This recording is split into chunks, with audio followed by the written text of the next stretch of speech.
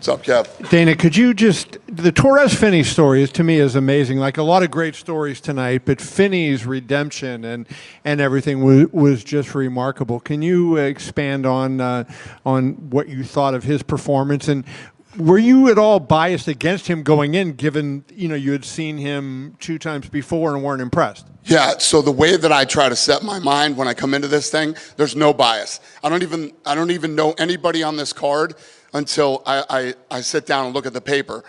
I don't know who they train with, what school they're with, if they're with any other UFC fighters or any of that shit. So I try to stay as unbiased as possible. And when a guy comes in for the 3rd time, I lean more on the side of respect, that the fact that he's coming back and saying, okay, then I need to prove myself again. I need to prove myself again. So like I said, I went through his whole family and him. You can't deny that kid showed up with a complete different energy tonight. Not just fighting, and just his whole attitude and personality was completely different tonight. Did any of them, when you talked to them, any of them say anything to you like about what might have sparked a change in him? No, I didn't ask anything. I just came out here tonight. This show starts at 5 o'clock. I show up at like 5:06. I walk right out to the seat and I sit down and I watch, and I'll read, their stats and this and that. I know they're good, or Sean and Mick wouldn't have them here. I just watched the fight.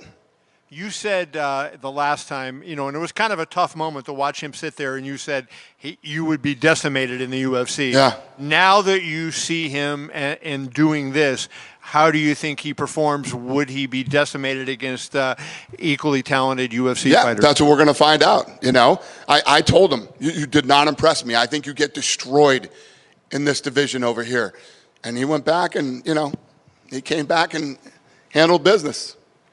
The other thing I wanted to ask you about was David Martinez, a guy that he shouldn't be doing this by all rights, right? A freaking doctor and, and everything, right? And he's here fighting professionally and smart in the ring and everything. What was when you saw him out there, what was your first take on him?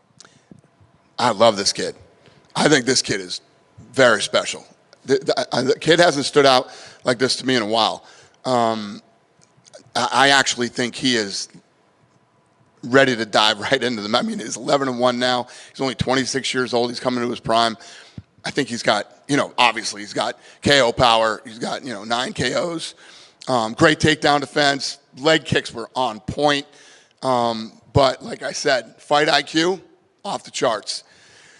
I think I told you this last week. We have this board that we just built. It's the Who to Watch. I literally want David Martinez at the top of the Who to Watch board. And last thing for me, you were very complimentary of Jacoby. Can you share some of what DC was telling you? Because, DC likes to, pump up fighters, but, you don't hear him often mentioning somebody in the same breath as Khabib. And I've since Khabib, when we didn't really know Khabib and all his, Cormier could not stop talking about Khabib. And he's like, I'm telling you, wait till this guy bursts on the scene. Wait till this guy does this. Wait till this guy does that. And that's how he's talking about Jacoby. So we will see. Dana, sticking on Jacoby, I know you said that David Martinez you felt was very special, but to me, Jacoby had the craziest performance tonight, right? The difference is that I think that from what I saw, Martinez looks seasoned and just, Jacoby looks like raw talent. What couldn't that guy do tonight? I mean, he was fucking throwing that guy. Whatever he wanted to do, he did. There's obviously talent there, but I think there's a lot of raw athletic ability with him too. So, like I said, I haven't seen somebody like this in a very long time that wasn't already in the UFC. He was very impressive. Yeah, and he was heavy favorite, but that's what a heavy favorite is meant to do, right? 100%. Ragdoll this guy and smash him to pieces. When you're a 6-1 favorite, that's exactly what you better look like. Yeah. And it's interesting, right? I feel like recently there's been this talk again of boring wrestlers in the UFC. We've seen a couple of grinding out decisions, but then you see a guy like him come in, finish attempts, just going for the finish. It shows you that wrestling can be exciting. It's just about the style that you use in the cage. Yeah, this poor Christian was in trouble everywhere the fight went. No matter where the fight went, this kid was in trouble. And the pressure that Jacoby put on him the entire time. And then the question became, is he going to gas? Can he keep this pace? Because when you look at him, he's 8-0 with 6 first-round finishes. You know what I mean? So that's one of the first things I look at. I'm like, all right, he's 8-0, 6 first-round finishes. How's he going to look in the second and third round? And I don't know. Looked damn good to me. For Torres Finney, right, I think one of the benefits of the Contender Series is every so often you'll get like a weird storyline that just kind of pops up and it makes them more recognizable to the UFC fan base, right? Joe Pyfe is the famous one. For this guy, right, he came here 3 times, took him 3 times, and he finally got in. Does this make him go into the UFC and his debut is already more anticipated than he would be if he was coming as a champion from a lower organization? It's one of the things that I love about the show. One of the many things that I love is that when all these kids come in, they already have some type of hype around them. Yeah. Earlier today, you did an interview with Kevin, and you mentioned that it wasn't necessarily true Francis made more money boxing than he would have if he stayed in the UFC. Right. My question is, you always said, he didn't want to stick around because he didn't want to fight John Jones. Why didn't you mention the fact that he would have made more money to fight John then? It would have sort of backed up your point. Why did it take you until now to bring it up? Because why? I don't give a shit. What's the difference? I just think it's interesting for people to realize. Because I know all the shit that you people don't know. Yeah. And I don't care what everybody says. It doesn't matter to me. But that's a fact. He was offered more money. Because I know the real numbers. I know the real numbers. And let me tell you what. I don't want to call him out, but let me tell you what. He'd have done anything to make that fucking fight. And he tried to. Yeah.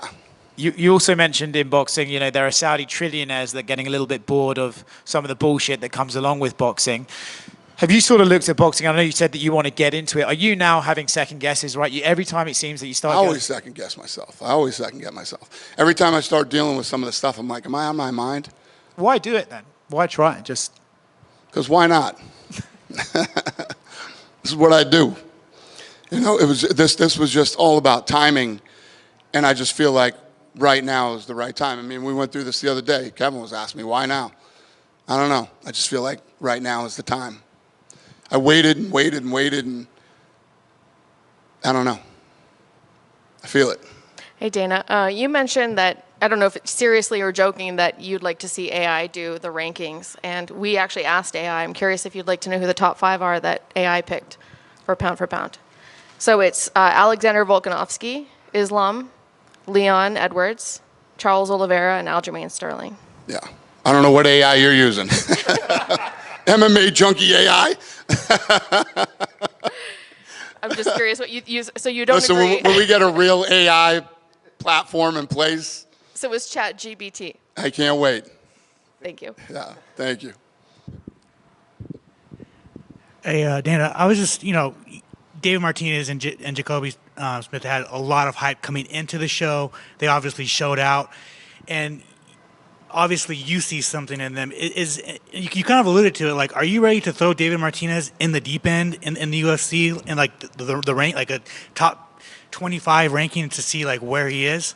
I don't know. I mean, I don't know where we would throw him in, but we get in a matchmaking room and we all start talking and we figure that type of stuff out. I'm not saying that this kid, you throw him right in the deep water. It's going to be his first fight in the UFC. I don't care who you are, where you came from, or how good you are. If you fucking fought in Bellator or this one or that one for many years and you were a champion, when you come here for your first fight, it's another level. And it's not just competition-wise, but nerves, crowds, the energy, everything is different when you step into the octagon. I wanted your reaction to UFC Paris. The crowd was unreal. And that main event, we kind of talked about it last week, but it lived up, and Moicano beat the shit out of BSD. So what was your thoughts on that? It was incredible. I mean, I was here, and the energy from a Paris show comes through on television. I mean, the fans in Paris, Hunter tells me all the time, Hunter's like, you have no idea, man, the Paris crowd, and you feel it on TV. It's awesome. I'm assuming you had matchmaking today. Was Moicano versus Paddy Pimblett talked about it all, or? Not today. We were working on other stuff today. But yes, we had matchmaking today. Is Moicano, I mean, that win was really big for him. Does he get a big fight after that? We won't talk about Moicano for a couple more weeks. So we won't even talk about him for a couple more weeks. First of all, I mean, you saw what happened to him, right? I mean, it's going to be a minute before he's even discussed. Does that make his win, I mean, even more bigger in your eyes because he fought with that nasty injury? Yeah, I mean, it was incredible what he was able to do with that injury. Yeah, and sitting in the corner was never even a concern. It's not even like they were, yeah, and they're lucky because if Saint Denis' eye didn't look like that, and the doctor went over to the other side, fight's off. And then just talk about Salt Lake City this weekend, big main event. Alex Pereira is the guy right now, right? So what does a win over Khalil Roundtree do for him in your eyes? It's another title defense. It's another title defense against a guy who was absolutely positively capable of beating him. And finally, for me, have there been any more discussions about UFC Africa and what you're doing for that? Is it a fight night or is it going to be a pay-per-view? I have no updates on that yet, but it's being worked on, yes. Cool. Thank you. Yep. Dana, right here in the Yep. back. Just going back to UFC Paris, Brendan Allen lofted some pretty strong accusations against the French MMA Commission. Moicano seemed to echo those today on his podcast. Does the UFC take any steps and do an investigation of their own? No. Or talk to the commission or talk No, to the team? it's not true. Okay. It's not true. They were feeling like they were being singled out. The French guys were available. I mean, they have their own doping organization that they use. And, did they make probably bad judgment around the weigh-in time? Yes. It's when those guys are the most miserable, dehydrated. The list goes on and on. There was no foul play whatsoever with them. But we get why they felt that way. But it wasn't true. Dane over here. Amongst the standouts tonight was Montez's performance against Calderon. I just want to get your thoughts on that because it seemed like Montez had the steering wheel, but Calderon just couldn't get out of his face and just at times put Montez in big danger. So what was your emotions like through that fight? Every time I glanced over, it seemed like you guys were enjoying it. He's on my bad side. What did he say? I mean my bad ear, not my bad side. Oh, I was talking about the Montez-Calderon fight. Yeah? The one that ended Anaconda. So I was asking your thoughts on that fight. I mean, every time I turned around, it looked like you three were really enjoying the fight, and just Calderon was not getting off the pressure on Montez. So I just want to get your thoughts on that fight. Yeah, listen, tonight was as good as it can get. I mean, it wasn't one of these nights where there's like, oh, these crazy knockouts where we're losing our minds. There were some badass fights tonight. I mean, every kid, no matter what the odds were, came here to fight, came here to win. And tonight's what the Contender Series is all about. For sure. No, one of the announcements in these past couple of weeks was the Michael Chandler return to fight Charles Oliveira. He said that he may not be, or McGregor may not be his next opponent, but he definitely thinks he will be Conor's next opponent. Do you think that's a logical assessment, or do you think it's time to flip the page on that fight? I have no idea. Like I said to Kevin today, Conor will fight in 2025. So however it plays out as we lead up to him being ready, I have no clue. Sure. And obviously, like Alex said, Alex Pereira is the guy right now. But what do you think a win for Khalil Roundtree would do, especially for you as a Vegas guy? I know Khalil got emotional when speaking about potentially bringing the title back to the city of Las Vegas. What do you think that would do for him? It's life-changing for him. I mean, if he wins this fight, it's literally life-changing. It will completely change his life. Yeah. Good? All right. Good night, everybody.